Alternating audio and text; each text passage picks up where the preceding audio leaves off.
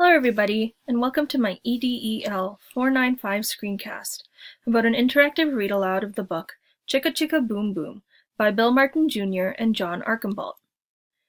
I'll just go over the agenda for today's screencast. First we'll be talking about the target age group, followed by an explanation of what an interactive read-aloud is, along with its benefits. Then I'll be discussing my rationale as to why I chose Chicka Chicka Boom Boom. And then we'll go more into depth about an interactive read-aloud and what they look like using a book. Then we'll finish up with some end remarks. An interactive read-aloud can be used for children of any age because it allows for children to be engaged with the reading rather than passive listeners. When choosing a book, an educator should be considerate of the audience and what would be developmentally appropriate. In this interactive read-aloud of Chicka Chicka Boom Boom, the target age group are children 3 to 4 years of age in an early childhood setting. So what is an interactive read-aloud, and what are the benefits? An interactive read-aloud is when a story is read aloud to an audience, which is then asked to participate throughout the reading. The reader has the audience engaged with the text through active participation, tone, questioning, and prompts. Interactive storytelling aids children in developing their expressive and receptive language in the early years. It can aid in motivating the child to read, as it provides opportunities for them to hear, process, and practice positive models of reading and language. It also provides visual support for English language learners or those with additional needs. The rationale behind why I chose the book Chicka Chicka Boom Boom is due to its alphabetical theme.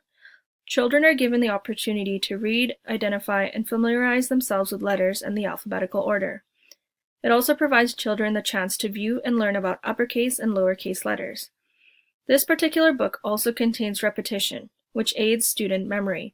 If this oral activity is conducted in the early years, it can be used as an introduction to the alphabet.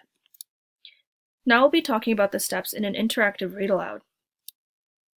Before you read the book, familiarize yourself with the material and read it out loud to yourself to better prepare articulation, flow, and the direction you wish to go. This allows you to plan how to engage your students, what parts of the book need focus on, and what skills need to be developed, to prevent any mistakes and to better accommodate the needs of your students. Ensure that you choose text that's developmentally appropriate and that all children can see the pictures in the book when you read. Throughout the book, remember to read slowly and to the point at the words that you read aloud. As you begin, say the title of the book and the illustrator. Ask the students to look through the book's front illustration and what they predict the book will be about. Throughout the book, talk about what you're reading and emphasize words, beats, and rhythm. Depending on the book and if it's appropriate, ask the students to participate. Relate the text to children's experiences, ask questions, and add actions or props. This will better engage the students with the text throughout the book. After reading the book, discuss the book and ask the children questions, such as asking the children to repeat words, what they remember about the characters or the story. This can be used as an oral assessment because you can check what the students learned and to revisit the initial predictions. It aids children in understanding the plot, the words, meaning of the story, and can clear up any confusions or misunderstandings.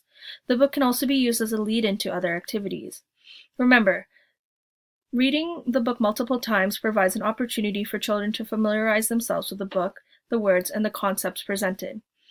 After the activity, remember to place the book in an easily accessible spot for children to revisit. I would even add a YouTube video for the song that's played if it's applicable, so that way they can familiarize themselves with the story and the rhythm. So in Chicka Chicka Boom Boom, what this looks like is you would begin by looking at the cover of the book. Talk about the illustrator, talk about the pictures that you see. I would ask questions like, what might this book be about? What do you see? And then you can expand on the talk of the coconut tree. On the next page is the alphabet. You can sing or discuss the alphabet. A good question to ask on this page is, what do they see on the page? They might answer by saying they see the alphabet or letters in their name or that they know their ABCs. As you read the book, some other suggestions are to emphasize the beat and the rhythm of the words, invite children to join you as you read the repeating lines, Chicka Chicka Boom Boom, will there be enough room? Remember to include a cue to alert students when you want them to participate. Point to each letter as you read its name. Add a visual support for students learning English, so you can use cutouts, stickers, or magnetic letters to move up the coconut tree as you read. You may also want to ask questions throughout the book about some of the letters. I'll be reading in the next couple pages with these suggestions, and then afterwards I'll explain the photo. Hear me say, chicka chicka boom boom, will there be an...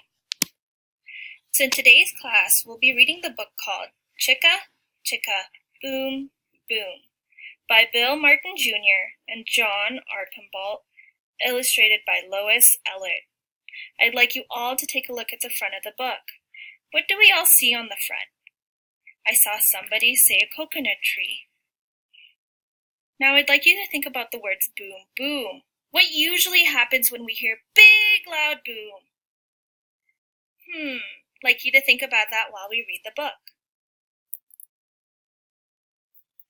Have any of you seen these symbols before? I heard somebody say that they've seen this in the alphabet, or that they've seen this in their name. Very good. Now I'd like to sing the ABCs as a class, so if you know the song, sing along. Due to time constraints, I'm not actually going to sing the song, and I'm actually going to move a couple pages forward, just to show you guys how the book should be read. We said D to E, F, G. I'll beat you to the top of the coconut tree. Now this is the letter D. Who in our class has a letter D in their name? Now you're going to hear me say, chicka chicka boom boom, will there be enough room, a couple times throughout the book. Whenever I say that, I'm going to put my hand to my ear and I want you all to sing along with me. So can we all try as a class? Chicka chicka boom boom, will there be enough room? Here comes H up the coconut tree.